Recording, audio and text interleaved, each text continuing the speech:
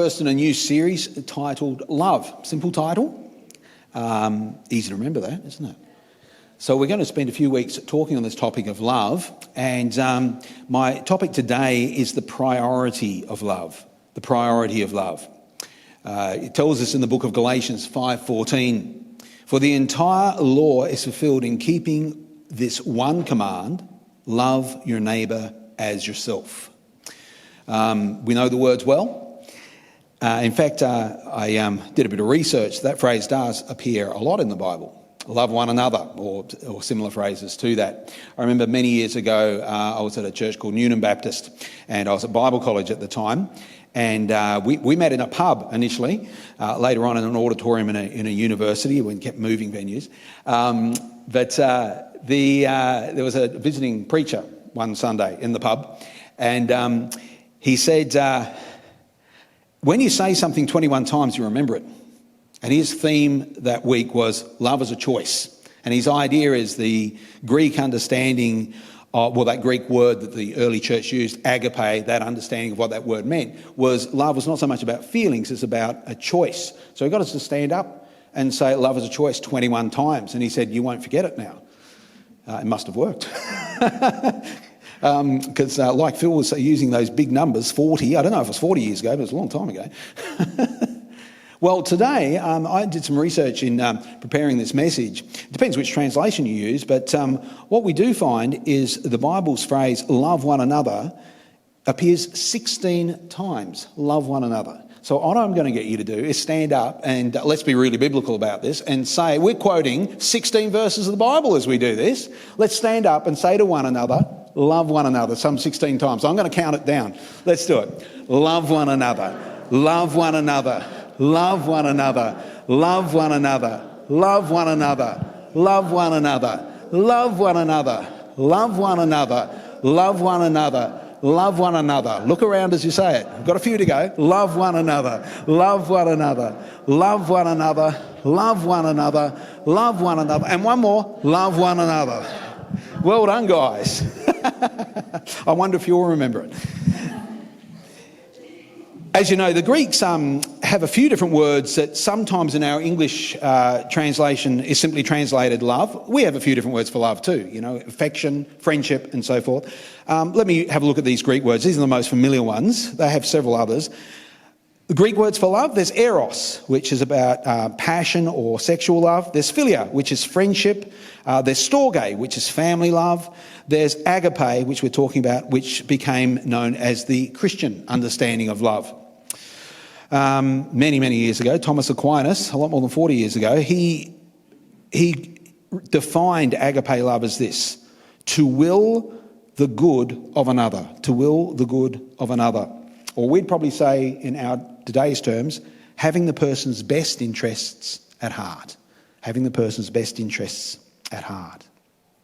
Now, the truth is, though, it's very easy to say love one another 16 times. It's another thing to live that out. And the truth is, I think it's probably one of the hardest things to really do, to genuinely be a consistent, loving person. And, well, let's face it, even people who get married, they fall in love, and 4 or 5 years later, some of them can't stand each other, and they get divorced. One of the things I'm going to be encouraging as part of this series, if you would like to attend one of our small groups, there's Wednesday nights, there's Friday nights, and those groups are going to be going through the 40 Days of Love, Rick Warren's series. And it goes for 40 days, about 6 weeks. And this series will go for about the same. One of the things that Rick Warren does, pastor of Saddleback Community Church, planted that church way back in 1980, tremendous place of ministry. One of the things that Rick does is he shares pretty honestly about life's victories, but also life's challenges. And I've heard him in a sermon say, in the first couple of years of my marriage, Kay and I had fallen in love. We got married. But in the first couple of years of our marriage, we fought like cats and dogs. And as you know, some of you will know that Jason has a cat. He's a normal worship director. Jason has a cat. and he often lives with us, and he brought his cat. We have a boisterous little white fluffy dog, and I tell you what, they couldn't stand each other. So Pom would be bouncing around her, and Chloe would take a swipe at him with her sharp little claws, sometimes get him, and he'd yelp. And other times, if he had food that he liked in his food bowl, he didn't care about dog biscuits, but it's something he liked and she went near it to eat it, he'd be snapping and growling at her, and they fought like cats and dogs. But after a couple of months, they got the hang of each other. Now they're friends. You remember that old show, Tom and Jerry? They sometimes run out the back and they put on the Pom, that's the dog's name, and Chloe's the cat, and we call it the Pom and Jerry show.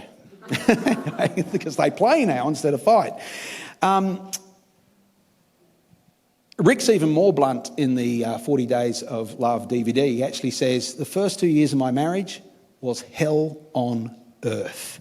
And the only reason we didn't break up, to be honest, was because we felt the Christian value of marriage was so high, we needed to do everything we could to make it work. And in the end, they didn't have a lot of dough. And in the end, they got out a MasterCard and paid for some Christian marriage counselling. And in the journey of doing that, the counsellor, Brandon, he was a very good one, he helped them understand how to love one another and what they were doing wrong, what the bottom line issues were. And of course, had some focus on that beautiful passage that we're going to be looking at throughout this series in 1 Corinthians. Rick would now say, and so would Kay, that they have a fantastic marriage, but they had to put some things in place to actually learn how to love one another, because it doesn't come naturally. And it might be why there's very few words in the Bible that the Lord ultimately describes. Yeah, there they are, Rick and Kay. There's very few words in the Bible that are kind of described or given a thorough definition of. Love's one of them. And I think it's probably because the Lord knew they're not going to get the hang of this easy. So let's have a look at it. 1 Corinthians 13, 4 through 8.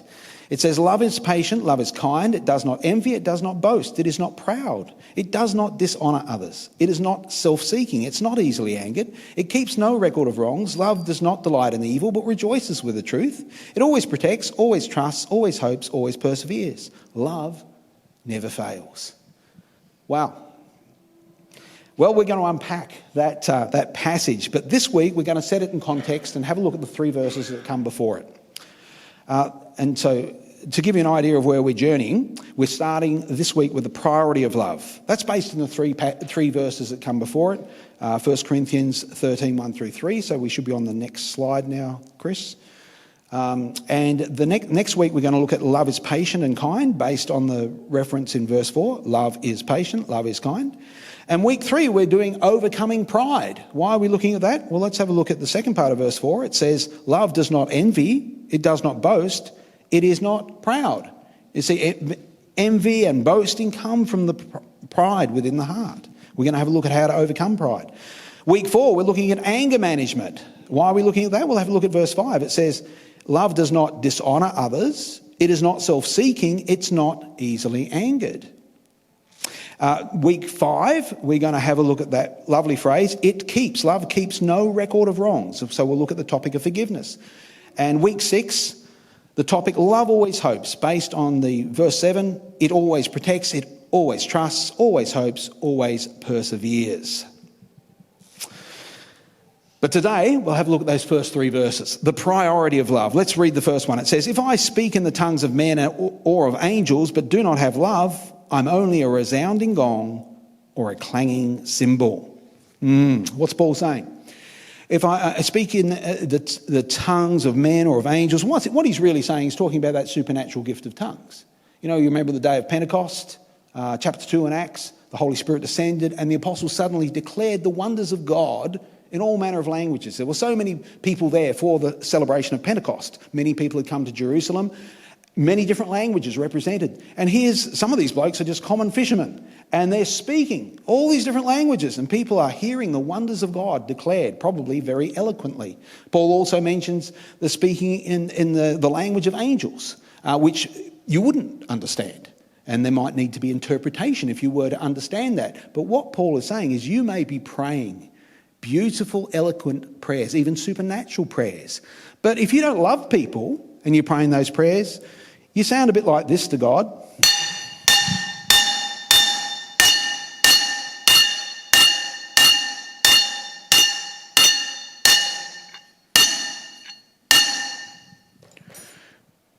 Not very pleasant, that, is it?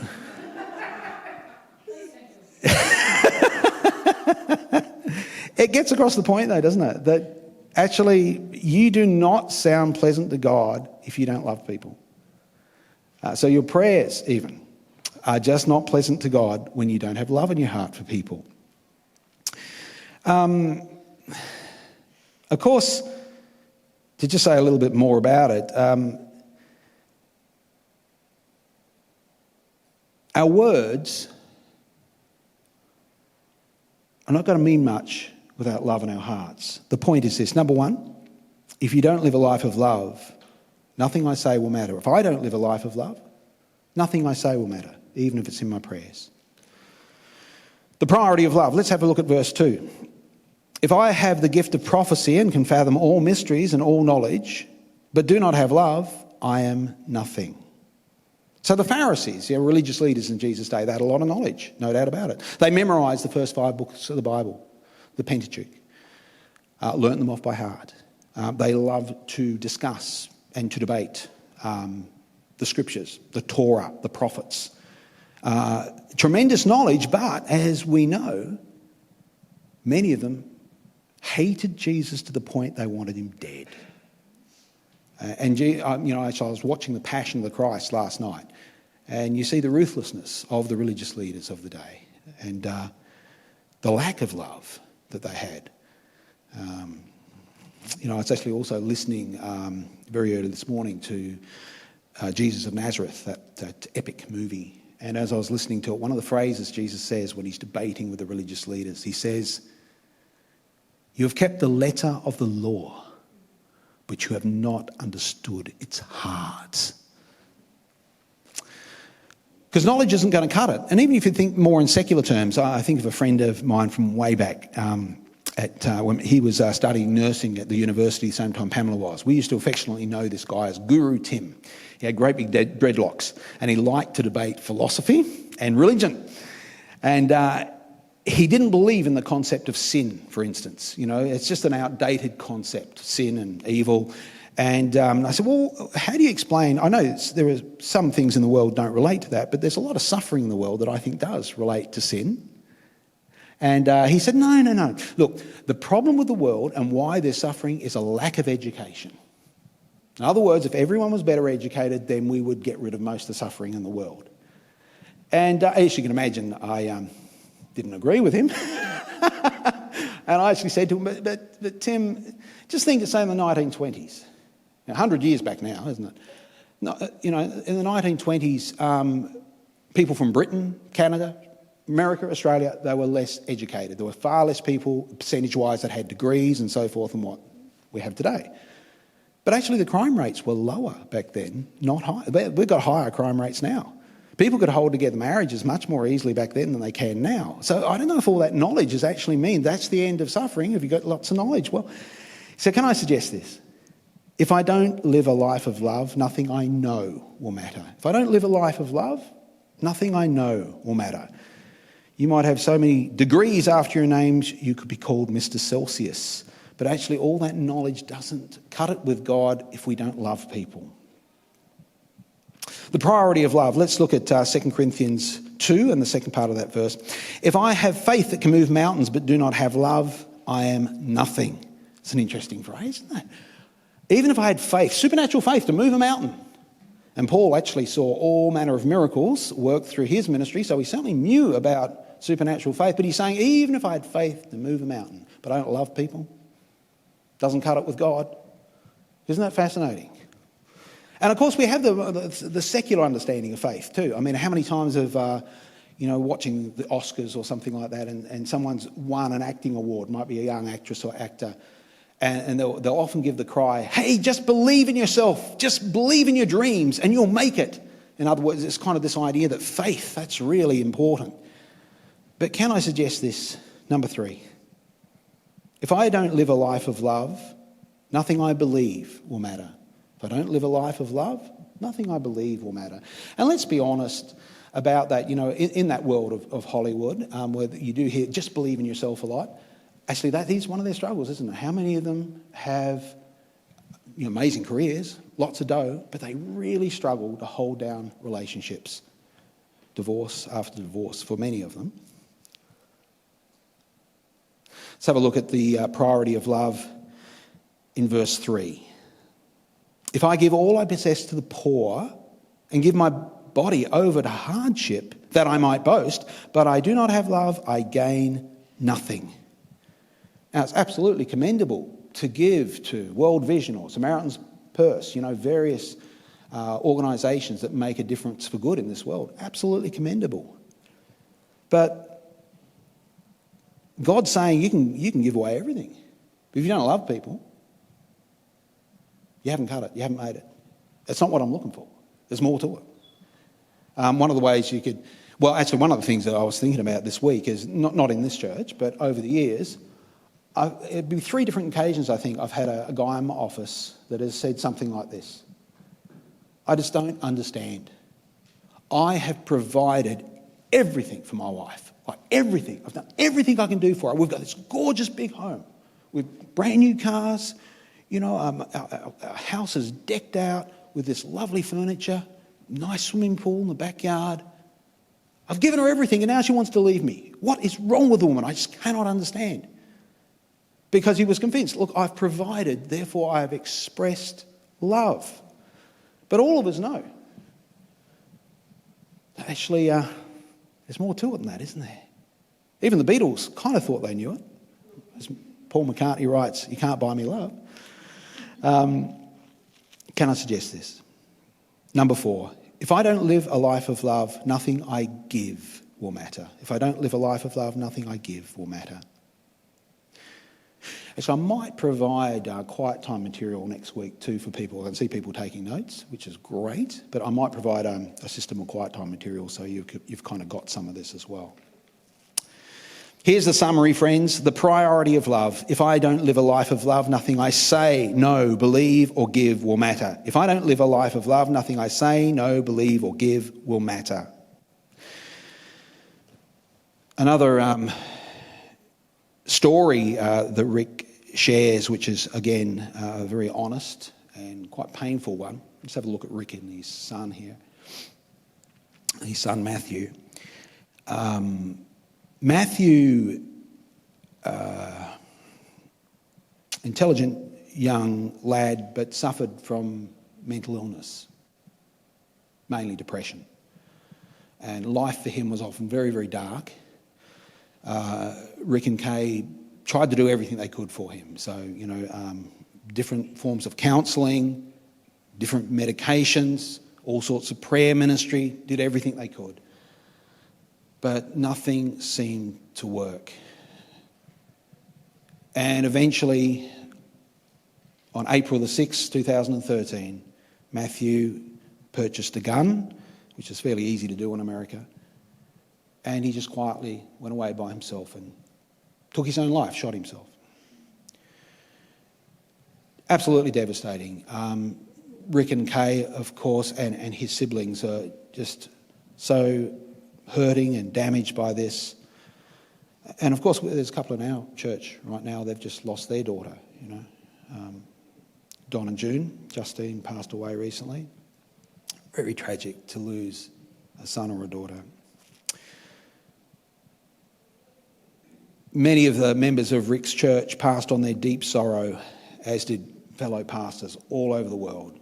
Cards and gifts and emails of sympathy. But you know what else happened? Other evangelical Christians took the opportunity to send hate mail, claiming that it was God's judgment over the Warren family. Some who had more of a reformed theology and didn't agree with some of Rick's theology. Some who didn't like the seeker-sensitive movement. Rick created a church that was kind of geared up for people not used to church. And some evangelical leaders frowned on that and felt that it was wrong. And so these evangelical Christians sent hate mail, emails, letters, physical letters as well, condemning Rick and his family, saying it was God's judgment. Now, these were people who didn't lack knowledge. They didn't lack faith either. How does a Christian do that? Well, they do it because there's a fundamental principle that they've not really worked on in their life. And we can sum it up with just 4 letters, can't we? Love. They were not loving people. Not loving people. I will say there is a positive end to that account. In the following year, in just 12 months, more than 10,000 people emailed Rick concerning their personal struggles with mental illness within the church. Rick and Kay have set up a foundation raising millions so that better research can be done into mental illness and greater awareness raised and how to support people through it. Good has come out of a very, very tragic reality. Let me read this powerful passage again, 1 Corinthians 13:4. Love is patient, love is kind. It does not envy, it does not boast, it is not proud. It does not dishonour others.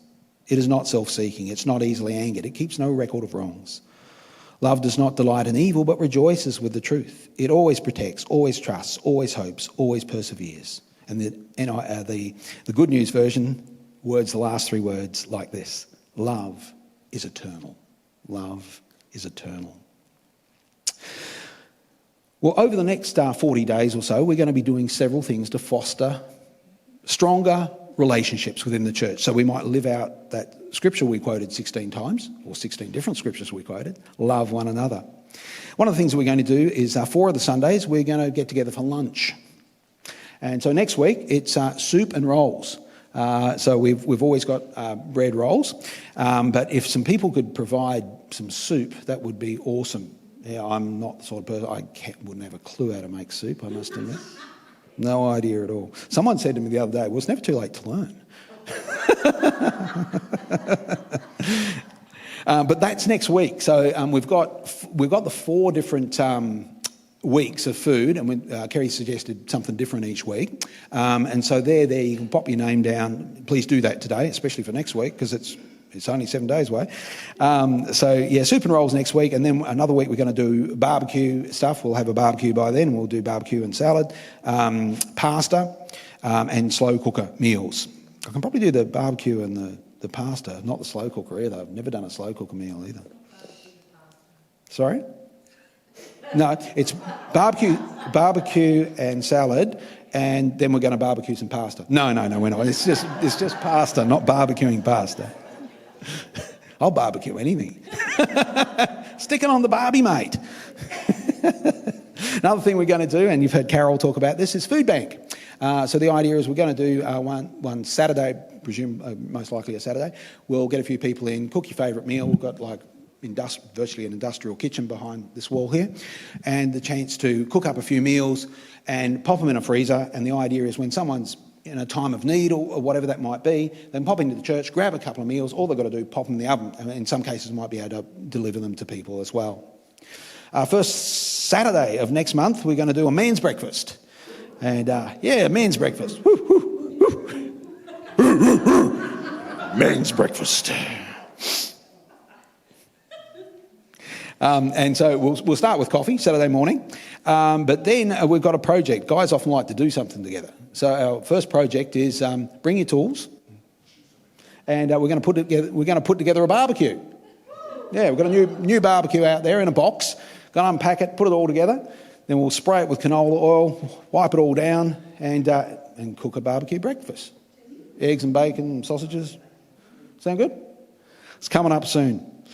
Another opportunity to foster relationships. One of the things that we'd like to do for new people is, I realise Melbourne has got the reputation of being kind of a bit of a coffee capital. People like good coffee, and we want to make that as accessible to people as possible. It's very different in Britain. Man, they're flipping half the places you go to the cafes there. You go and think, my goodness, I'm not drinking that. That was awful. They're very, very weak on coffee. You've got to just drive all over the place to find a decent cafe. So much so, my old youth young adults pastor who was working with me here, he was British, and he went back to Britain and he started Cat's Cookies. His wife's called Cat. Cat's Cookies and Coffee. And they actually did that for a while and made some proper Melbourne coffee in Britain. The British people loved it, actually. There's not a lot of option there for good coffee.